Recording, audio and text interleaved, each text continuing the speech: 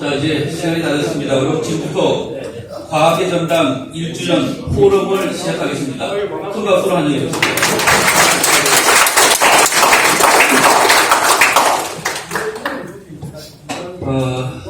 안녕하십니까. 저는 오늘 사회를 맡은 MBC 이기자라고 합니다. 저는 작년에 MBC 아나운서 국장으로 정년 퇴임을 했습니다. 우리가 살면서 여러분도 느끼시겠지만 미래를 보고 살아야 하지 않겠습니까? 그렇죠? 여러분 이거 다 들고 계시죠? 이 팜플렛에 보면은요, 그런 게 다 설명이 되어 있습니다. 예술의 전당이 우리나라 예술 발전에 큰 밑바탕이 되듯이 이 과학의 전당이 우리나라 과학 발전의 밑거름이 될 거라는 거 여러분 확신하시죠? 네. 2027년 완공을 목표로 관계자들이랑 모든 애국자분들 여기 와 계신 분들 다 마찬가지입니다. 노력하고 계십니다. 그래서 이 과학의 전당 건립을 기원하는 그런 순간을 맞고 있는 순간입니다. 건립을 기원하는 큰 박수 한번 주시죠. 이 기원이 모여서 2027년 과학의 전당이 건립되는 걸 확신합니다. 그래서 오늘 그 기원이 모여서 오늘 과학의 전당 1주년 창립 1주년 기념 포럼을 열게 된 겁니다. 이번 행사를 주관하는 사단법인 과학의 전당 박규택 이사장님의 개회사가 있겠습니다. 박규택 이사님 큰 박수로 환영해 주시기 바랍니다. 박규택 이사장님은요, 강원대학교와 미국 플로리다 대학교 교수를 지내셨고요, 한국과학기술 하이번 총괄부원장을 역임하셨습니다. 한국의 파브로, 곤충학자 파브로 아시죠? 한국의 파브로. 오늘 이 행사를 20년 도와주신 윤상현 의원님, 아직 자리를 못했습니다만 허나 축사에 임해주신 과기부 이종호 장관님 오늘 갑자기 일이 겹쳐서 조금 있다가 영상으로 인사를 드리겠습니다. 헌정의 김일영 회장님, 이원욱 의원님, 서정석 의원님, 배 의원님은 지금 자리를 떠나셨네요. 그리고 우리 과학기술연구회 이사장 김복철 이사장님, 과학기술 총연합단체 이일 회장을 비롯해서 이렇게 바쁘신 중에서도 오늘의 이 행사를 축복하기 위해 방문해 주신 예외 기민 여러분 대단히 감사합니다. 지난 2020년 초 이상희 전 장관님의 주도하에 과학의 전당 건립 추진위원회가 구성되고 작년 7월에 과학의 전당이 사단법인으로 발족되면서 우리의 이 뜻깊은 장로를 시작했습니다. 예술의 전당이 한일열풍을 불러일으켰듯이 날도 발전하는 우리의 과학기술이 세계를 향해 더더욱 발전하여 K-사이언스가 세계를 선도할 멋진 날을 상상해봅니다. 이를 위해 지난 2년여 동안 우리 추진위원들은 남모르는 열정과 애국심 그리고 개인의 시간을 기꺼이 바치는 것은 물론 주머니 돈을 털어가며 과학의 전당 건립이라는 과학계는 물론 우리 대한민국의 수건 사업을 이루기 위해서 국가적 사명 하나로 버텨오고 있습니다. 과거의 전당 건립이란 이 중차대한 사업은 결코 한두 사람의 사명감으로 이루어질 수는 없습니다. 열심히 하다 보니 사회적 관심도 국민적 열망도 보이기 시작합니다. 언론에서도 관심을 가지고 기사화하고 있으며 지금 이 자리에도 여러 언론들이 찾아주어서 우리의 이 행사를 관심 있게 지켜보고 있습니다. 이제 국회의원 여러분들이 그리고 관계부처에서 관심을 가지고 이 국가적 사업을 어떻게 추진해 나가야 할 것인가를 숙고해야 될 때라고 생각합니다. 더 늦기 전에 국가 미래를 위해 젊은이들에게 꿈과 희망을 심어줄 이 일에 국가적 관심이 주어지기를 간절히 희망합니다. 이 자리를 빌려서 그동안 동참해주신 후원회원 여러분들께도 진심으로 감사의 말씀을 드립니다. 감사합니다.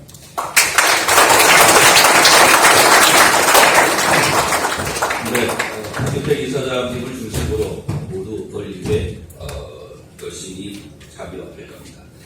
자, 오늘 이번 행사를 주최하신 윤상현 의원님의 환영사가 있겠습니다. 큰 박수로 환영해 주시죠.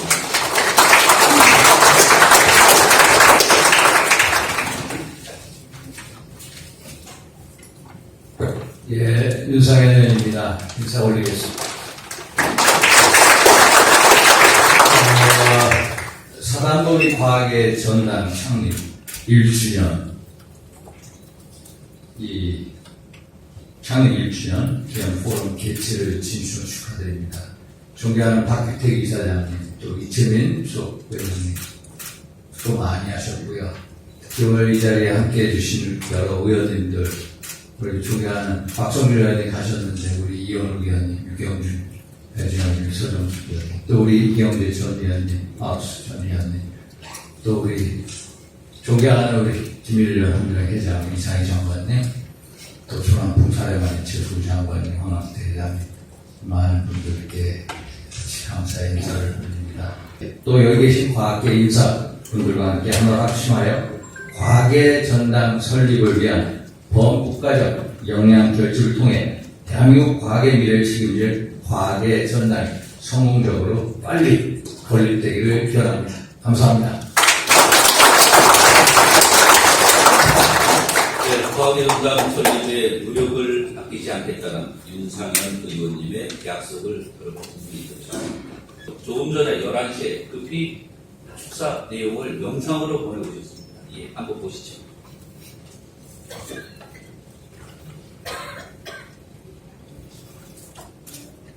안녕하십니까.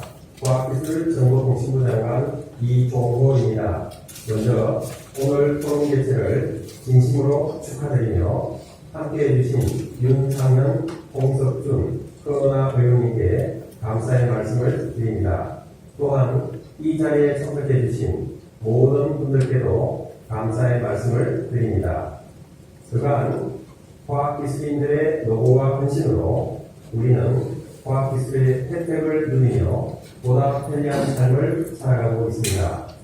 과학기술정보통신부는 과학기술 문화의 중요성을 인식하고 과학의 달 운영, 과학문화 전문인력 육성 등 과학기술 문화 창달을 위해 노력하고 있으며 앞으로도 모두가 즐길 수 있는 과학기술 문화 정착을 위해 노력하겠습니다. 헌정 회장님 어디 계시죠? 축사 부탁드리겠습니다. 예, 큰 박수로 환영해 주시기 바랍니다.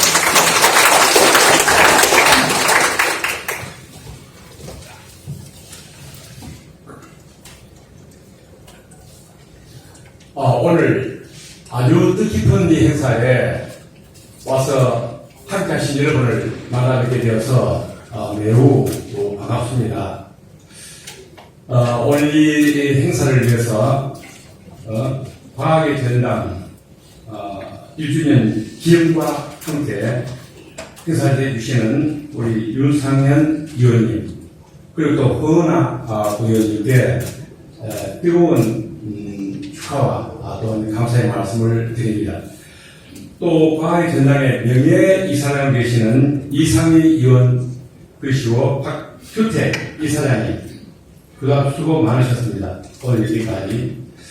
우리가 돌이켜보면은 1950년 일교라는 그 해에 우리 1인당 국민소득이 67불이었어요. 이 지구상에 가장 못한 나라였죠. 그런데 70년이 지나 오늘 어떻습니까? 3만 불을 넘어서 경기에 10대국에 속하게 되었고 선진국들의 밑에 우뚝 서게 되었습니다. 이 한강의 기호로 아주 놀라게 이렇게 세계했는데, 이 기본적인 그 뿌리에는 우리 과학, 그렇죠? 그동안에 꾸준히 과학 인재를 키우고 과학에 관한 산업이 뒷받침이 되기 때문에 오늘 한국이 있다고 이렇게 봐집니다. 오늘 이러한 기점에서 중요한 이 내용을 담은 세미나를 하게 된 류찬희 위원에게 다시 한번 감사와 깊은 결과가 있기를 바랍니다. 감사합니다. 네, 지금 말씀을 하시는 중간에 조한길 총장님 자리에 있었습니다. 박수로 환영합니다. 그다음에 이상민 공강부 회장도 오셨네요. 다음은 과학의 전당 초기 단계부터 특별한 애정을 가지고 참여하고 계시는 서종숙 의원님은 예전에 소개를 해드렸죠. 서정수 의원님의 축사가 있네요. 예, 제가 잠시 뵙겠습니다. 큰 박수로 환영해 주시기 바랍니다.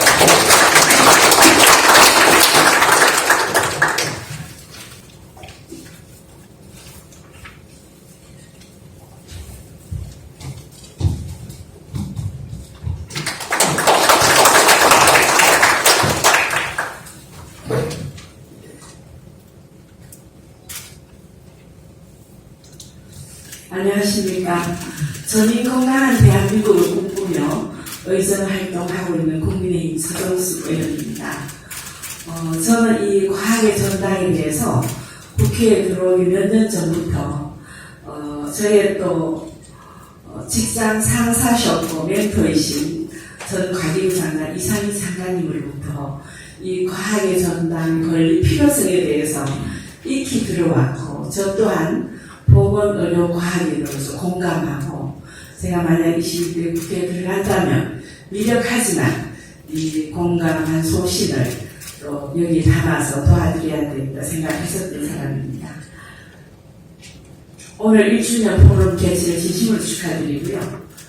평소 과학기술 발전을 위한 과학의 전당 건립에 많은 관심을 갖고 계신 존경하는 윤상현 의원님께서 또 이러한 포럼을 개최해 주신 데 대해서도 감사를 드립니다. 저 또한 보건의료 과학인으로서 또 이번에 예산개선 특별위원회에 들어갔습니다. 예산과 입법으로 최선의 노력을 다해서 힘이 되어드리겠다는 약속을 드립니다. 쌀쌀한 날씨에 건강보람 가득한 10월 보내시기 바랍니다. 감사합니다.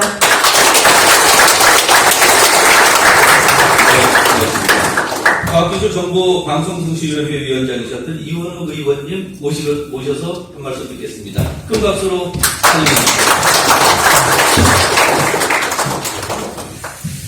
네, 안녕하십니까. 소개받은 이원욱입니다. 저는 더불어민주당 소속이고요. 국회 전반기 과방위원장을 했었습니다. 이상 장관님이 제 후원회장님이세요.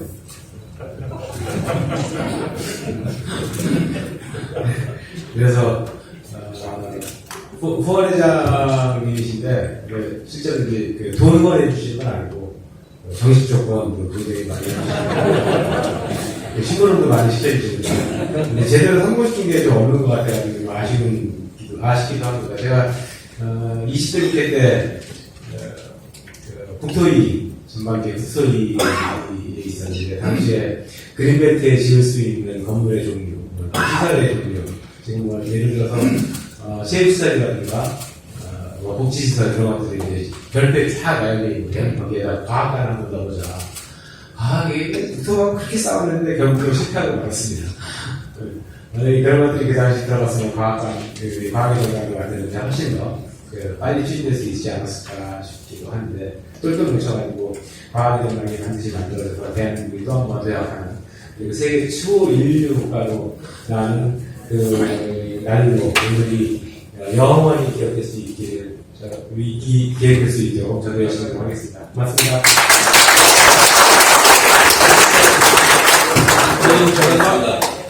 국회에서도 여당으로는 윤상현 의원께서 야당으로서는 이원욱 의원께서 그 축으로 열심히 잘 과학의 전당 건립에 그렇게 주시기 바랍니다.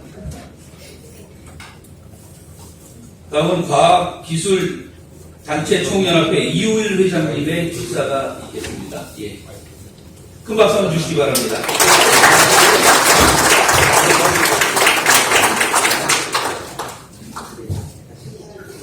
네, 안녕하십니까. 방금 수여받은 한국과학기술단체 총연합회 이우일입니다. 무엇보다도 먼저 평소에 존경에 맞이하는 여러 원로 선생님들이 계신데 그 앞에서 제가 한 말씀 드리게 된 걸 개인적으로 큰 영광으로 생각합니다. 예, 우선 사단법인 과학의 전당 창립 1주년을 진심으로 축하드립니다. 또 오늘 발제해 주실 우리 박호영 위원장님, 김도희 대표님, 또 토론에 참여해 주신 여러 선생님들 감사드립니다. 그리고 여기 참석해 계신 모든 분들의 건승과 행복을 기원하겠습니다. 감사합니다. 네, 고맙습니다. 이우일 회장님의 축사였습니다. 자, 이번에는 서울대학교 총장과 교육부 장관을 여기 마셨고 우리나라 과학계 최고 원로이신 조한규 총장님의 격려사가 있겠습니다. 큰 박수 한번 주시기 바랍니다.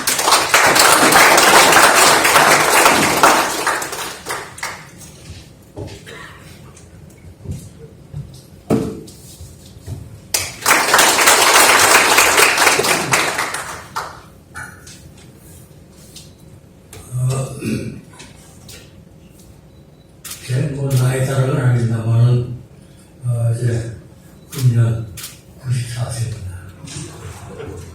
그래도 오라는 데가 많아가지고 오늘 아침도 결국은 무슨 모임에 푹 들여가지고 있다. 그래서 제가 늦었습니다.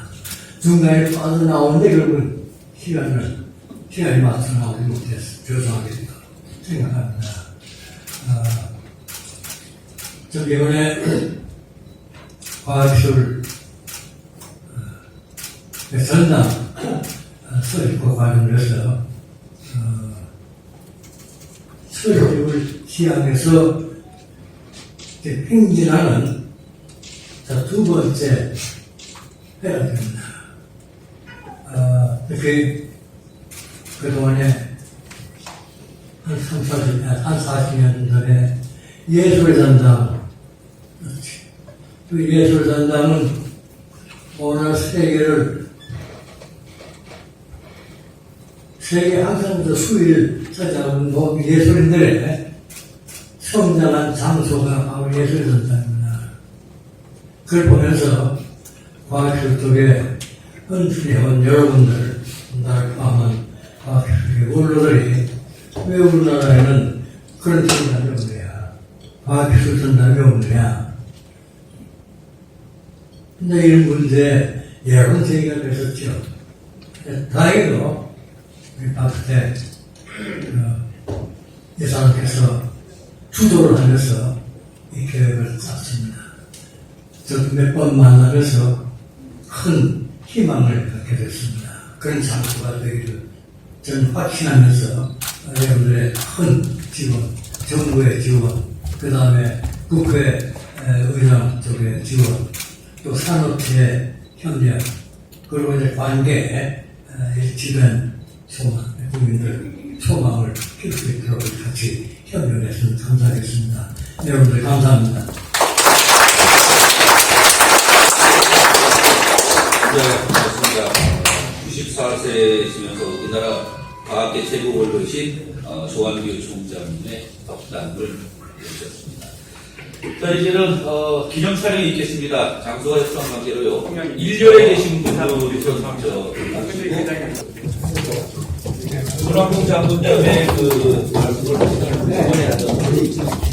사진으로 이철민 회장님도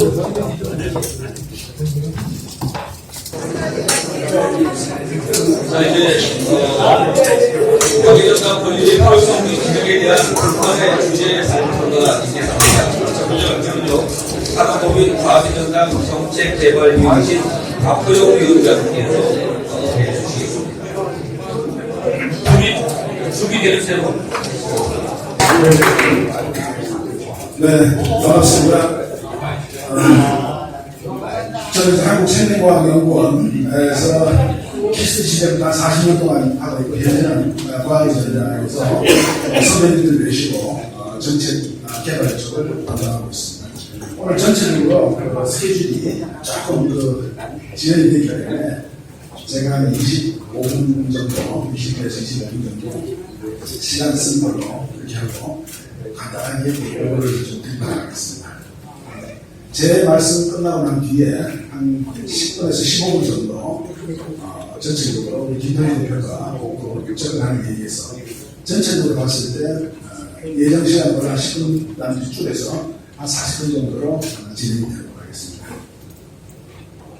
우선 말씀드리기 전에 잠깐 너무나 존경하고 개인적으로 그렇고 사회적으로 그렇고 은사님이고 선배님이고 하시는 우리 조한규 총장님이라고 하는 게 장관님보다 더 어울리는 것 같아서 그렇게 부르겠습니다.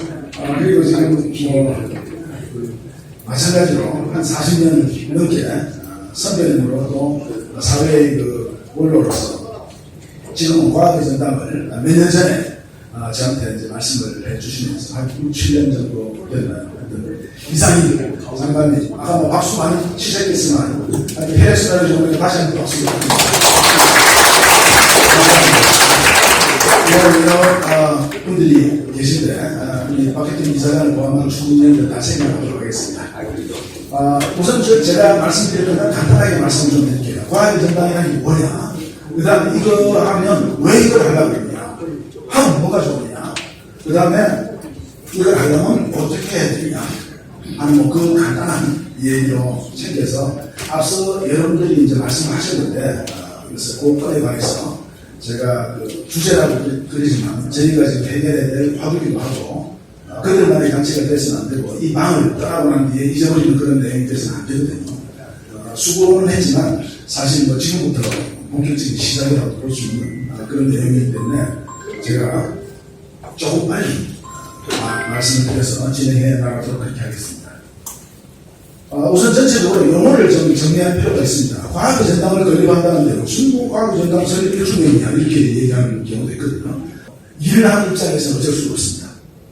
이게 정신과 중심이 되고 일을 하려고 했을 때는 액팅 할 수 있는 내용 자체가 돼야 됩니다. 재원 조달을 어떻게 하느냐. 민간에서는 지금 상당히 큰 데서 관심을 보이고 있습니다만 정부, 민간, 공동 등을 우리가 생각을 해야 되고요. 이러한 일들을 하기 위해서 필요한 경우에 있어서는 특별법을 제정한다든가 법을 부분 개정한다든가 아니면 있는 적을 해석을 이현님 전문가십니다.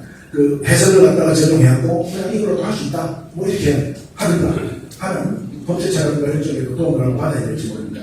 그 다음에 저희가 얘기한 사업, 문이나 방향 이런 것들이고 연계 시스템들 컨텐츠가 사실 도움이 돼야 됩니다. 저희 생각은 영화 아이언맨에 나오는 말로 제가 가름하겠습니다. 정주영 회장 이거 해봤어? 이거는 워낙 유명하니까 제가 얘기 안 해요. 이 모토를 가지고 진행할 겁니다. 겁쟁이들은 시작조차도 하지 않고요. 약자들 끝까지 해내는 부분이었는데 승자는 포기하지 않습니다.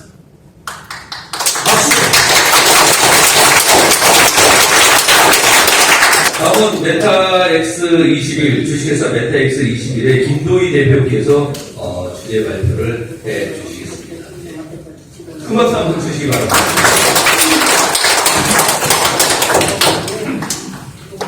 네, 반갑습니다. 메타X21의 김도희라고 합니다. 반갑습니다.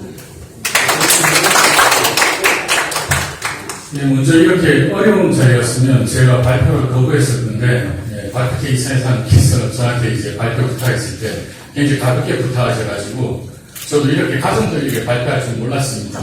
이렇게 맥박수가 요 원래 가장 높은 것 같습니다. 그렇게 이해해 주시면 감사하겠습니다.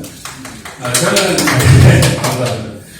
저는 일단 제 자식들이, 제 아들들이 12살, 10살이고요. 대학교에서 이제 학생들을 가르쳤던 학생들은 지금 20살에서 한 30대 정도 됩니다. 그리고 제가 이제 벤처 캐피탈에서 이제 키웠던 기업들은 한 20개 정도 되는데 그 기업들이 이제 메타버스 관련된 기업들이 있습니다. 그래서 그 기업들 양성하면서 요즘 메타버스로 이제 기업들이 커가면서 현실 세계에 있는 어떤 공간들이 꼭 필요한가 이런 것들에 대해서 제가 많은 생각을 해봤었거든요. 그래서 이제 과학의 전당에 대한 프로젝트도 제가 받았을 때 그럼 과학의 전당이 만들어지는 기간도 굉장히 오래 걸리는데 이런 것들도 메타버스로 이제 활용하면 얼마나 좋을까, 이런 것들에 대해서 이제 활용 전략을 좀 준비해봤습니다. 첫 번째로 이제 메타버스 과학의 전략의 필요성에 대해서 제가 말씀드리고요. 두 번째는 메타버스 개발 전략, 그 다음에 적용의 아이디어, 개발 기대 효과에 대해서 말씀드리겠습니다. 메타버스에 대해서 이제 여러분들이 그냥 가상현실로 이제 말씀을 드리는데, 메타버스라는 것은 현재 이제 가장 중요한 것은 경제적 활동이 가상현실에서 이루어집니다. 그래서, 예를 들자면 이제 나훈아 씨가 공연을 하지 않습니까? 제가 모신께서 나훈아 씨를 너무 좋아합니다. 예, 공연을 하는데, 나훈아 씨 공연을 하는데 제가 클릭을 엄청나게 했습니다. 너무나 실패를 했어요. 제가 3일을 클릭을 해가지고 겨우 공연을 잡았습니다. 그런데 공연장에 들어가서 제 공연을 볼 수 있는 관객이 10만 명밖에 되지 않습니다. 그런데 메타버스에서 공연을 하게 되면 순간에 접촉할 수 있는 공연을 볼 수 있는 관객이 1200만 명 정도 볼 수가 있습니다. BTS를 좋아해가지고 12살짜리가 요즘 보컬 학원을 하는데, 내가 야 너 미국에 유학 갈래? 이렇게 막 이야기를 했어요. 그러니까 그 친구는 이야기를 하는 이야기가 아빠 왜 미국에 가야 돼요? 한국이 최고인데? 뭐 이런 이야기를 합니다. 문화 쪽에서는 벌써 문화 차별이 이런 게 없어졌어요. 벌써 자긍심이 세워졌어요. 그래서 이런 이제 캣사이언스 메타버스 플랫폼 문제를 가져야 된다고 저는 생각을 합니다. 이런 필요성에 대해서 저희가 개발 전략은 이제 실물 과학의 전당이 있지 않습니다. 실물의 과학의 전당을 저희가 만드는 반면에 저희 메타버스 플랫폼은 어디에서나 언제나 초월하고 소통하고 그 프로듀서하고 컨서머가 같이 연합되는 커뮤니티 주도적 참여할 수 있는 이런 메타버스 플랫폼을 저희가 만들게 되면 결국에는 실물과 가상이 연동될 수 있는, 이렇게 돼야지 저희가 결국에는 한류의 랜드마크, 글로벌한 랜드마크가 될 수 있는 과학의 전당이 만들어질 거라고 저는 생각을 합니다. 그래서 개발 전 단계부터 해서 국내의 관심의 전대, 이 전 세계적으로 없거든요. 전 세계 과학관이나 이런 건 있습니다. 또 전 세계적으로 에듀테인먼트라죠. 에듀케이션과 엔터테인먼트가 결합된 이런 과학의 어떤 기반에 된 어떤 플랫폼은 없습니다. 이런 것들을 만들어서 좀 이슈화할 필요성이 있지 않나, 그렇게 생각을 합니다. 뭐 이게 이제 우리나라 월미라고 우리나라 이제 가상현실 공간에서 두 번째 큰 기업인데, 이미 바르셀로나 이런 데 전시관을 만들고 있습니다. 그래서 오프라인 전시관에서도 계속 전시물을 바꾸는데 비용이 많이 들지 않습니까? 그래서 이런 프로그램적으로도 충분히 교환하게 되면 좋겠다 생각하고요. 너를 만날 때 이런 거 많이 보셨죠? 이걸 했던 이제 비브스피도스라는 회사인데, 이런 것들도 이제 가상현실 공간에서도 저희가 충분히 활용할 수 있는 뭐 예시를 저희가 드려서 설명드립니다. 그리고 저희가 이제 메타버스 안에 기업 홍보관들, 대기업이나 중진기업들도 들어와서 이렇게 컨텐츠를 다양하게 제공해서 스폰서십이나 파트너십으로도 저희가 비용들이나 기술들을 적용해가지고 제공하게 되면 좋지 않을까 생각합니다. 시간이 없어서 빨리빨리 넘어가겠습니다. 뭐 개발 기대 효과는 이제 전 세계 유일한 메타버스 과학의 전당 플랫폼이고요. 이제 하드웨어를 개발하는데 시간이 오래 걸리지 않습니까? 그래서 이런 좀 빨리빨리 해서 개발 전문 국내 인지도 확대하고 인식 전환하는데 좀 이제 마케팅 강화하는 데 도움도 되고, 또 오프라인 사업 외에도 지속 가능한 경제적 수익 모델을, 로블록스 같은 경우는 뭐 엄청난 경제적 가치를 누리고 있는 그런 회사입니다.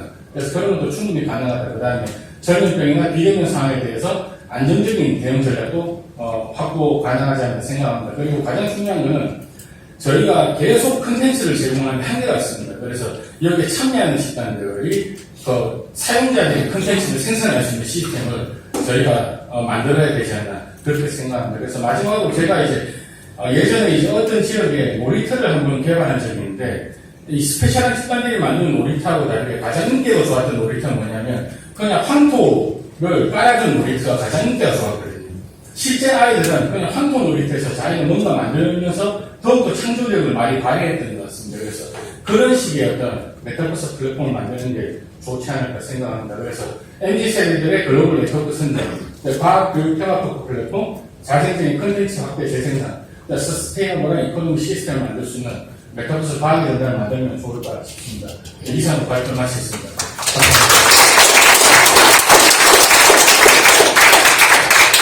네, 말씀 잘 들었습니다.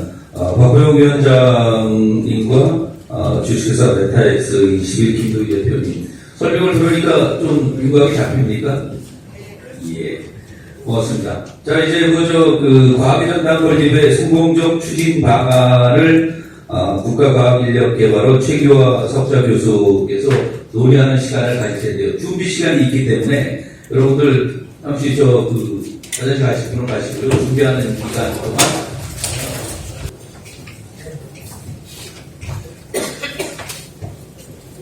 네, 토론하실 분들 좌장을 비롯해서 다 착석을 하셨으니까요. 최기화 교수님께 이제 마이크를 드리겠습니다.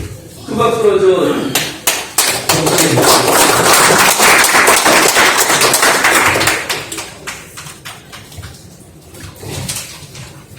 안녕하십니까. 허용해 주신다면 얘기하는 분만 마스크를 빼는 걸로 했고요.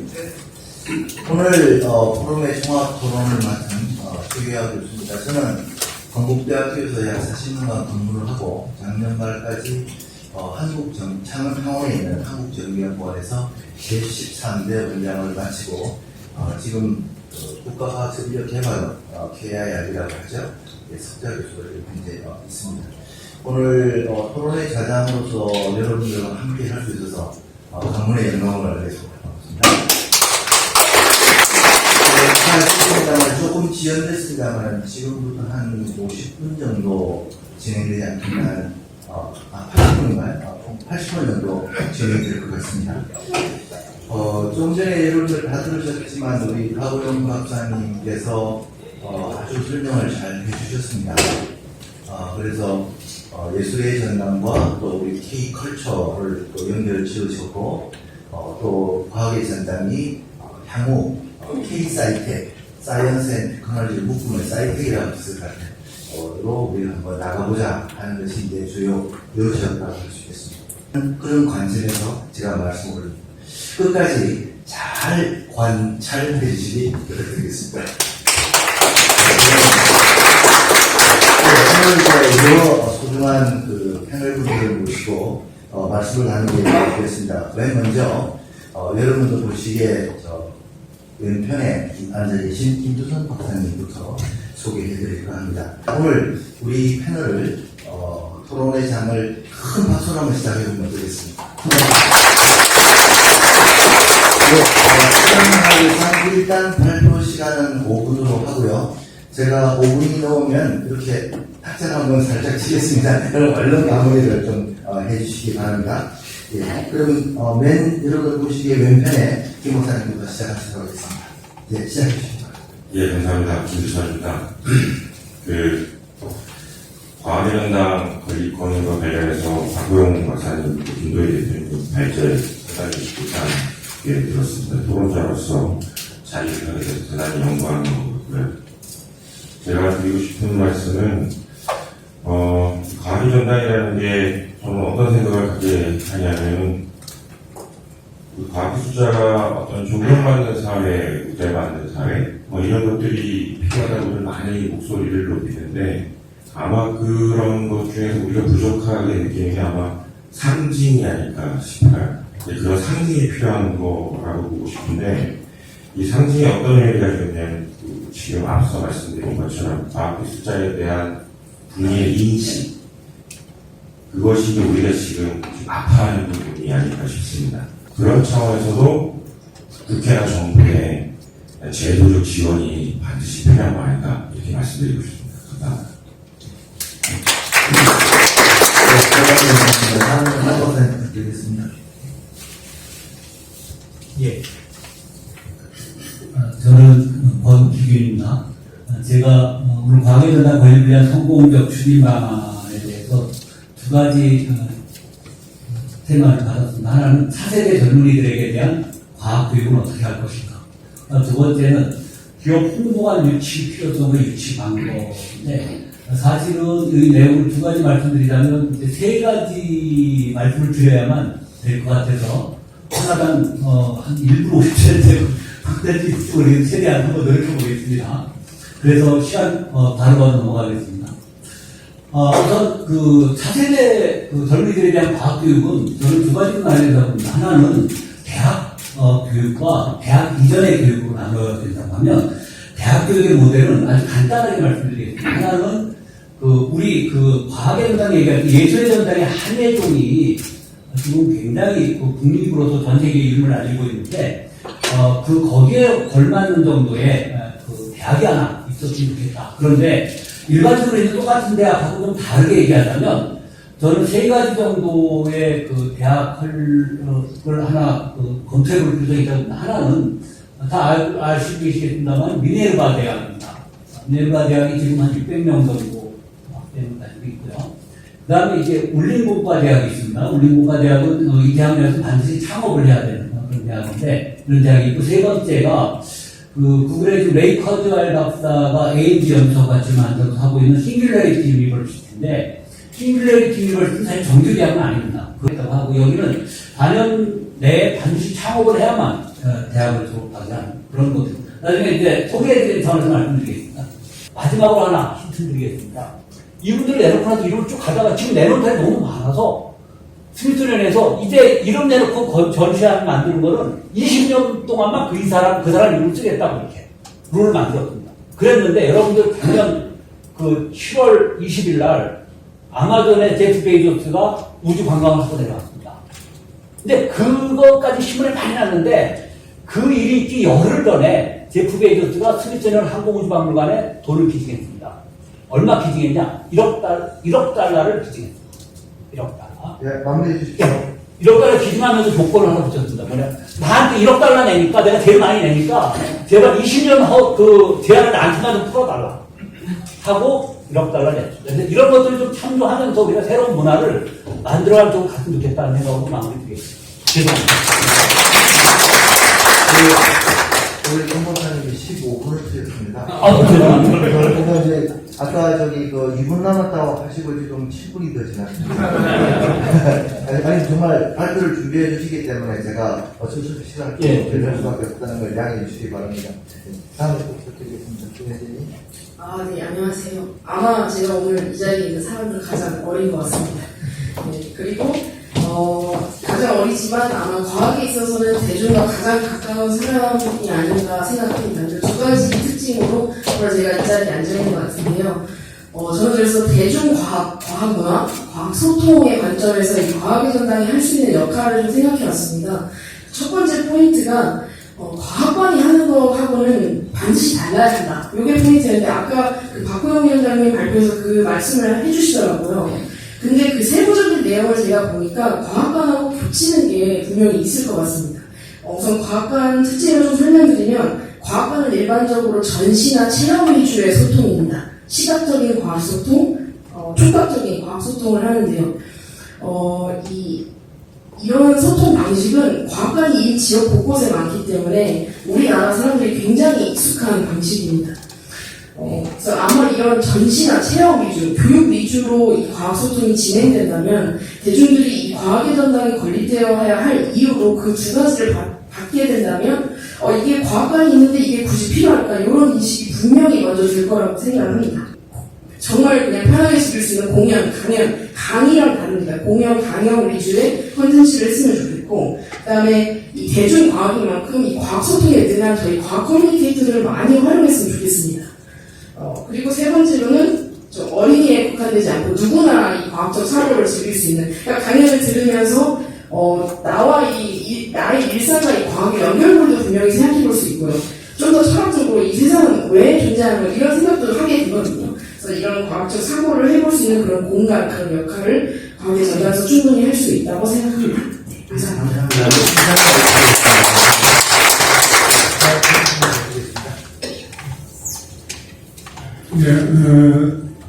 과학의 전당 중에서 오늘은 제가 노벨 과학상 수상을 앞당기는 그런 문제에 대해서 좁혀서 말씀을 드리겠습니다. 저는 제가 이제 이런 그 자리에서 저를 소개할 때 가장 쉽게 인식될 수 있는 걸 이제 좀 힌트를 얻었는데, 제가 지금 우리 서울대학교 총장으로 계신 오세정 교수님하고 서울대학교 물리학과 동기 동창입니다. 그리고 졸업할 때 최우등 졸업을 했는데, 우리 오세정 총장하고 저하고 2사람이 물리학과에서 최우등 졸업을 했어요. 근데 이제 오세정 총장이 저보다 조금 더 학점이 높아가지고 서울대 전체 수석을 했죠. 그 당시에 단과대학 수석 중에서도 최고 동상이 별로 없었는데 물리 학과에서 둘이가 있었죠. 그 두 번째가 저입니다.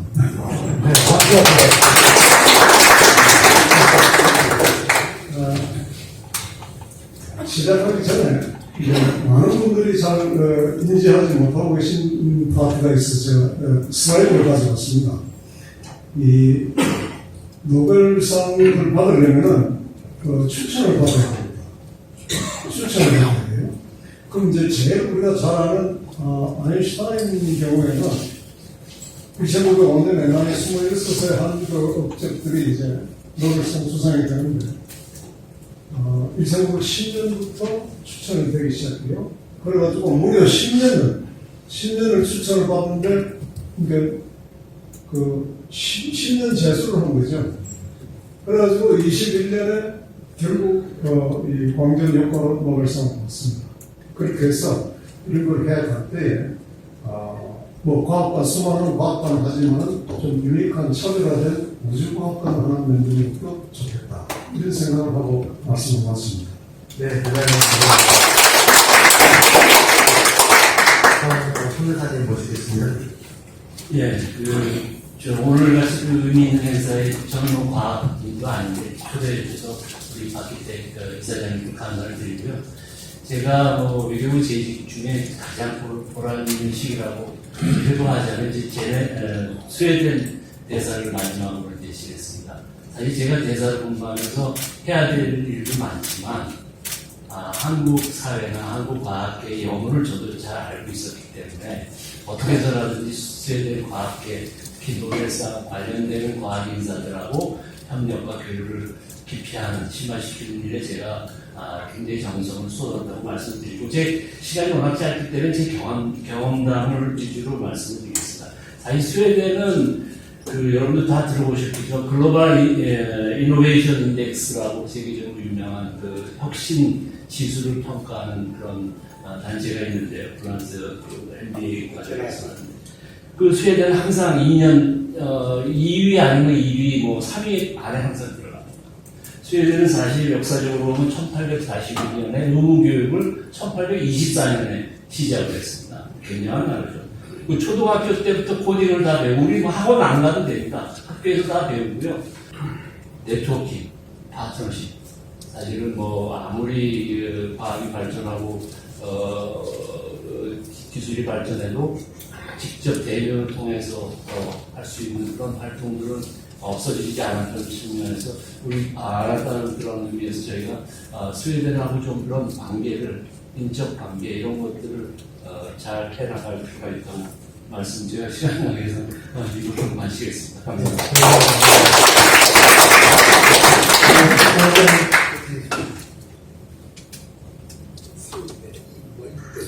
예, 안녕하십니까. 저는 조선일보 편집국의 부국장으로 있는 송의단이라고 합니다.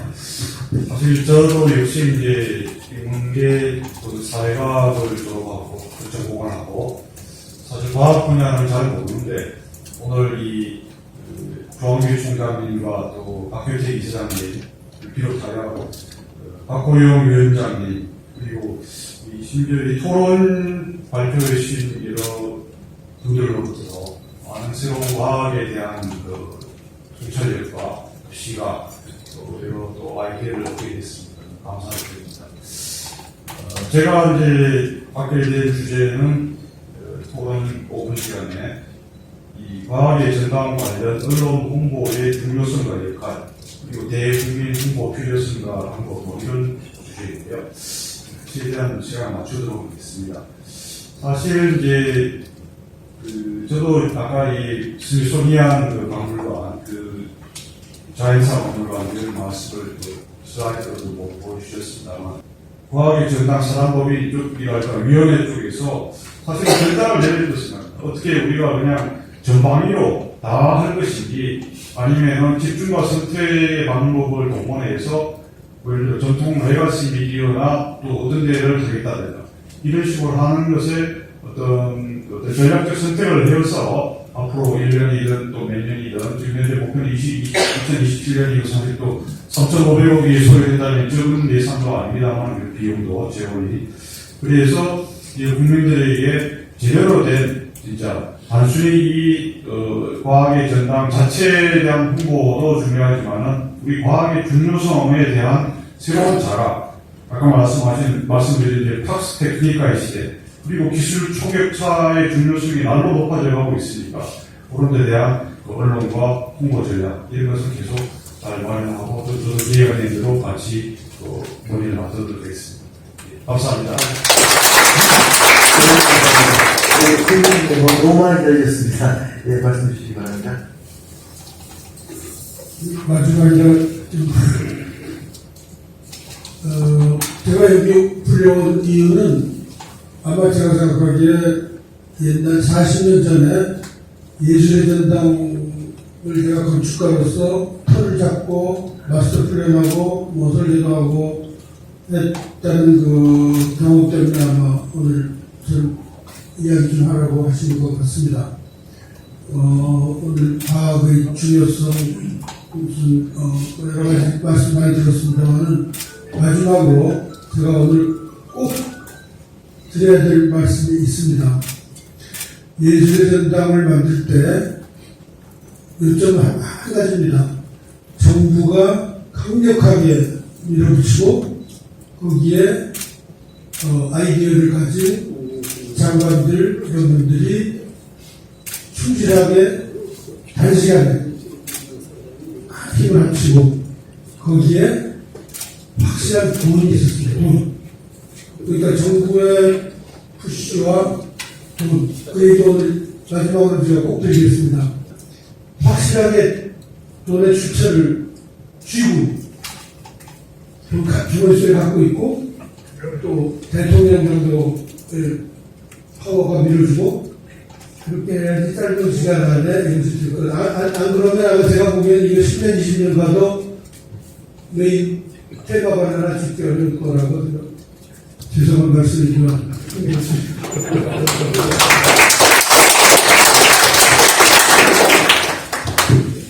예, 감사합니다. 참고로 우리 이광수 위원장님께 제가 지금 계산을 해보니까 약 1인당 10분씩 설정하지 않으면 안 되겠다. 다음에는 15분에서 20분 정도 기획해 주시기를 꼭 부탁드리겠습니다. 예, 이미 시간이 지났습니다. 하지만 그래도 또 여러분들의 의견을 또 청취를 해야 되기 때문에 지금부터 질의응답 시간을 갖도록 하겠습니다. 혹시 질의 있으신 분들은 소속과 성함을 좀 말씀해 주시고 질의해 주시기 바랍니다. 질문 주시죠. 네, 질문. 2020년도에 연구개발비가 93조라고 하더라고요. 근데 그 93조 중에 노벨상은 전 세계 인류에 공헌한 사람에게 상을 줍니다. 과연 우리나라 과학자분들은 그 93조의 연구개발 자금 중에 전 세계 인류에 공헌한 그런 연구에 과연 연구 기금을 주셨나요? 저는 우리 정부에 계신 분들에게 여쭤보고 싶습니다. 93조라는 것도 결코 작은 돈이 아닙니다. 그렇게 어마어마한 돈을 연구개발에 쏟고 있으면서도 과연 세계 인류에 기여한다는 생각을 하고 연구하신 과학자분들은 몇 분이 계실까요? 그리고 그분들을 그렇게 하게 못하게 만든 연구 지원 제도는 문제가 없을까요? 그러니까 그런 지원 제도의 문제는 누가 해결할 수 있습니까? 거기에 대해서 혹시 좀 코멘트를 해주시면 감사하겠습니다. 예, 혹시 주식 세 가지 질문에 누가 답변을 좀 해주시나요? 보충해 주실 수 있나요? 예, 제가 김주선이가 간단히 정부를 대표하는 건 아니지만, 그래서 이제 제가 모두의 말씀드린 전당을 건립하기 위해서는 공감하고 있습니다. 기부제도 문제가 많다는 것을 그 정부의 도움, 국회의 도움을 받아서 기부 특례 제도 같은 것들이 필요하다고 생각합니다. 기부 문제를 한꺼번에 해결하기에는 현실적으로 불가능하기 때문에 시범적으로 한번 해보고 나서 그 효과를 보는 형식으로 사회 문화를 변화시켜가는 것이 적절하다고 생각합니다. 지금 언급하신 93조, 이제 소위 말하는 100조 시대라고 표현하고 있습니다. 해야 될 부분이 있다. 네, 그렇게 말씀드리고 가는 것입니다. 감사합니다. 예, 주신 세 가지 그 답변 중에 하나는 답변을 좀 하신 것 같은데 나머지 그 포함해서 전체의 어떤 질의는 여기 계신 모든 분의 숙제로 남기고 다음 질문으로 넘어가는 것이 더 좋을 것 같습니다.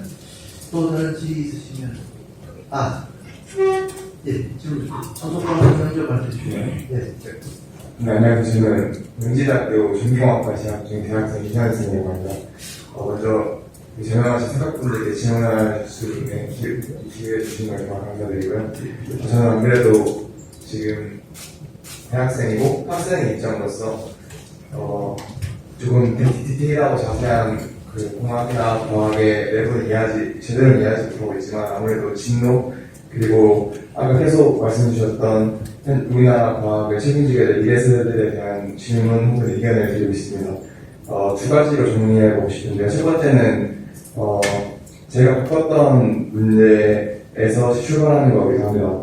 아까 그 성미다 부국장님께서 말씀하셨듯이 그 서울대에서도 지금 이공계 학생들이 의대 진학 혹은 전문직 진학을 목표로 자퇴를 하거나 아니면은 이공계 진학을 목표로 하고 있는 사람들의 최상위 학생들이 대부분 거의 95공학 그리고 자연과학도 포함해서 진로에 대한 교육이나 강연 같은 거를 좀 심도 깊게 다룰 수 있는 프로그램이 구체적으로 필요하다고 생각합니다.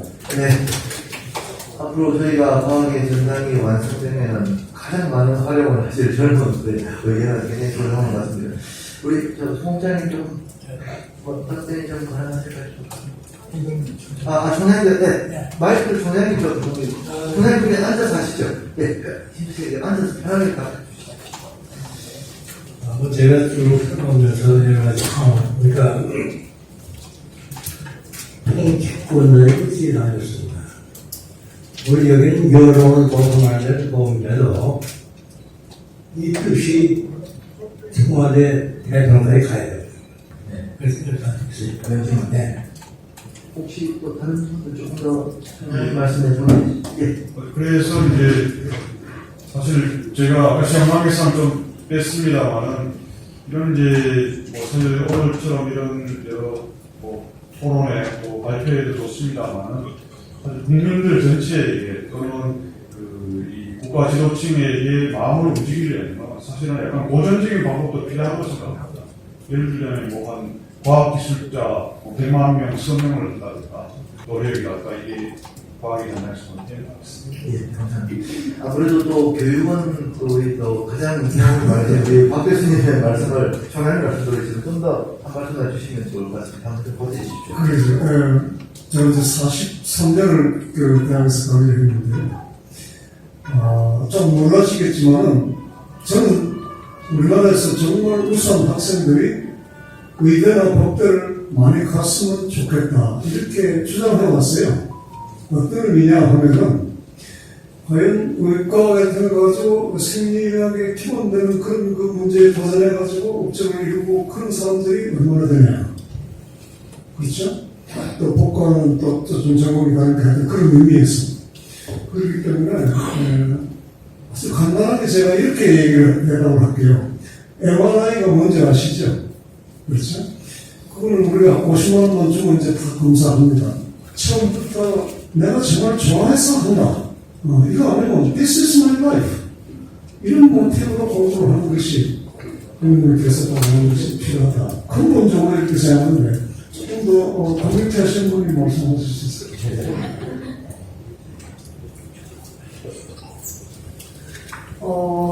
사실 요즘 학생들이 다 의대 진학하려고 하는 이유는 왜 문소원이다라는 말도 있잖아요. 문과도 안 가고 자연과학도 안 하고 의대를 선택하는 교육 돈 때문이거든요.